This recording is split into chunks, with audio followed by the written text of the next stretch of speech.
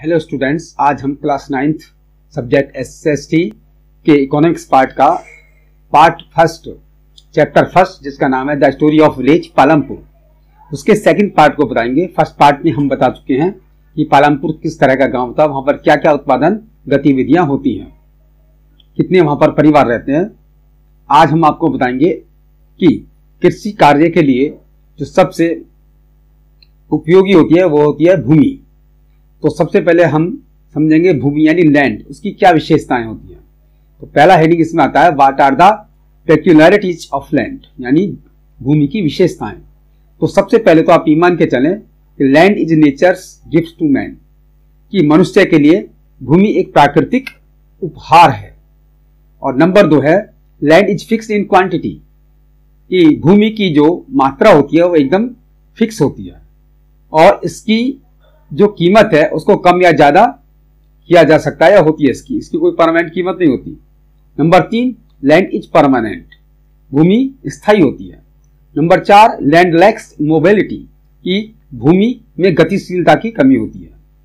अब इसके बाद जब भूमि है, किसान भूमि पर अपना कार्य शुरू कर देता है तो वहां पर बनती है लेबर, यानी ऐसा श्रम जिसे करने के बाद हमको लाभ होता है फाइनेंस के रूप में, तो उसको हम श्रम कहते हैं। What is labour?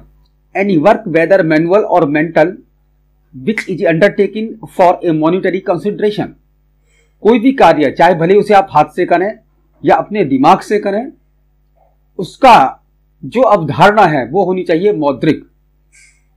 तो मौद्रिक अवधारणा को ध्यान में रखकर ऐसा कोई भी कार्य जो भले ही आपने हाथ से किया है या दिमाग का यूज करके किया है तो उसको बोलते हैं हम श्रम यानी labour. Any work done for the sake of pleasure of और love does not fall under labour in the economic sense. जहां तक अर्थशास्त्र की भाषा का सवाल है तो ऐसा कोई भी कार्य जो सिर्फ आप अपने खुशी और आनंद उठाने के लिए करते हैं तो वो श्रम की श्रेणी में नहीं आता। लेबरर मीन्स वर्कर्स और employees who is working under some firm और इंडिविजुअल। मजदूर क्या होता है? जो किसी फर्म में काम करता है या किसी एक व्यक्ति के अधीन कार्य करता है और कार्य करने के बाद उसको मजदूरी मिलती है तो कहलाता है मजदूर। Where labour means the productive service given by labour, और मजदूर जो भी उत्पादन सेवाएं देता है उस सेवा को हम बोलते हैं मजदूरी। For example doctor working for a hospital, hospital में डॉक्टर कार्य करता है, बदले में उसको सैलरी मिलती है। Is a labourer whereas service of the doctor is labour, तो डॉक्टर की सेवा उस श्रम कहलाएगी। अब आती है what are the peculiarities of labour. Labour यानी श्रम की क्या विशेषताएं होती हैं। Number 1 labour is inseparable from the labour himself,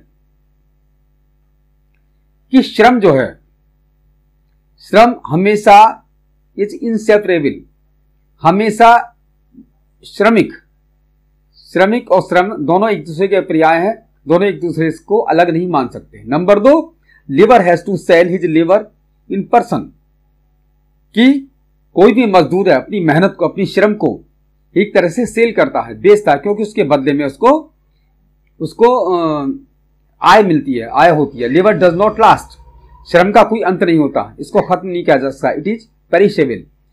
he has no reserve price, और श्रम की कोई स्थायी कीमत नहीं होती है। The labour has to accept the wages offer to him, और जो भी उसको मजदूरी तय की जाती है वो उसको एक्सेप्ट करता है। Labour has a very weak bargaining power, सबसे बड़ी बात है जो श्रमिक होते हैं उनकी बार्गेनिंग यानी सौदेबाजी करने की जो क्षमता होती है वो भी बहुत कम होती है। There can be no rapid adjustment of the supply of labour to demand for it, अगर लेबर की डिमांड होती है तो उसके लिए कोई तीव्र व्यवस्था नहीं होती सप्लाई करने के लिए। Number 7 changes in the price of labour react rather curiously on it's supply, और जैसे जैसे सप्लाई बढ़ती है तो मजदूर की प्राइस में भी बढ़ोतरी होती है। नंबर 4 है व्हाट इज फिजिकल कैपिटल। सबसे पहले आप समझे कैपिटल, कोई भी ऐसी पूंजी जिसको हम बिजनेस में लगा रहे हैं और बदले में उसको लाभ मिलता है, धन के रूप में लाभ मिलता है, तो उसको हम बोलते हैं पूंजी। ये 2 तरह की होती है, एक होती है मानव पूंजी, मानव अपने आप में बहुत बड़ी पूंजी है, क्योंकि मानव ही हर तरह का कार्य करता है। नंबर 2 होती है physical capital. Physical capital refers to that part of a man's wealth which is used in producing further wealth or which yields an income।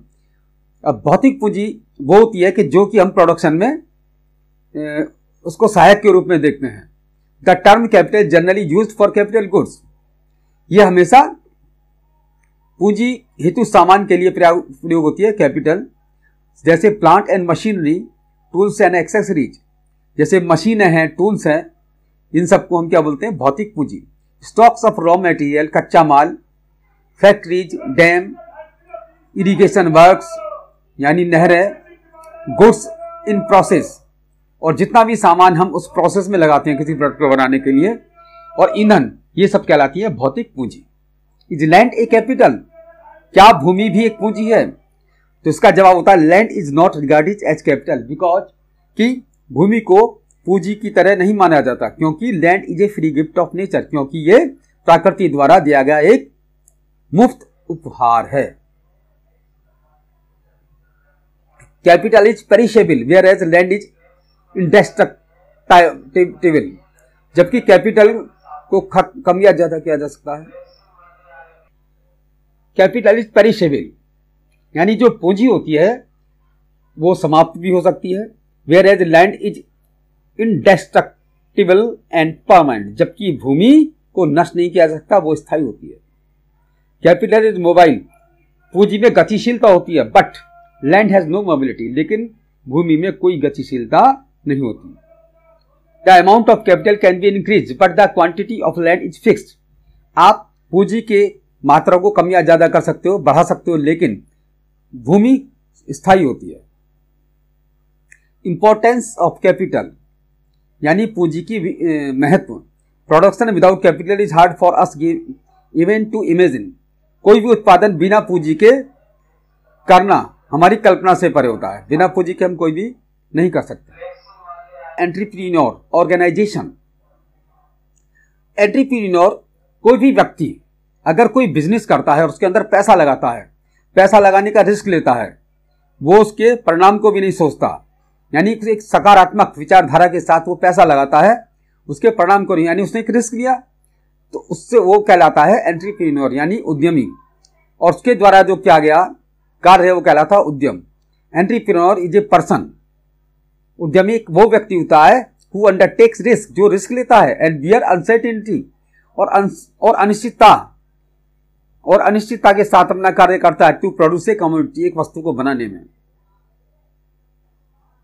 An entrepreneur combines his factors of production, उसके बाद भी उत्पादन के वो सभी कारक होते हैं, जैसे लाइक लैंड जमीन, लेबर श्रम, रॉ मटेरियल कच्चा माल, और पूंजी।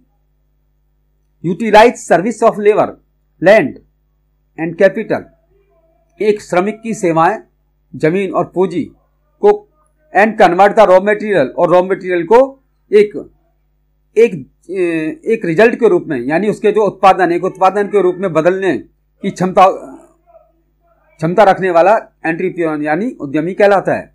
And what ever A firm earns by selling the output gate divided among factors of production, और जो भी वो लाभ उठाता है अपने उत्पादन को बेचकर, अपने उत्पाद को बेचकर जो भी लाभ उठाता है उसको फिर वो फैक्टर्स में लगाते हैं, यहाँ उत्पादन के फैक्टर्स के लिए खर्च करता है, जैसे इन टर्म्स ऑफ रेंट यानी किराया देता है, वेजेज मजदूरी देता है, तनख्वाहें देता है, इंटरेस्ट ब्याज देता है जो कि उसने लोन लेकर पैसा लगाया, और प्रॉफिट और लाभ उठाता है। तो बच्चों ये रहा आज का सेकंड पार्ट। Thank you.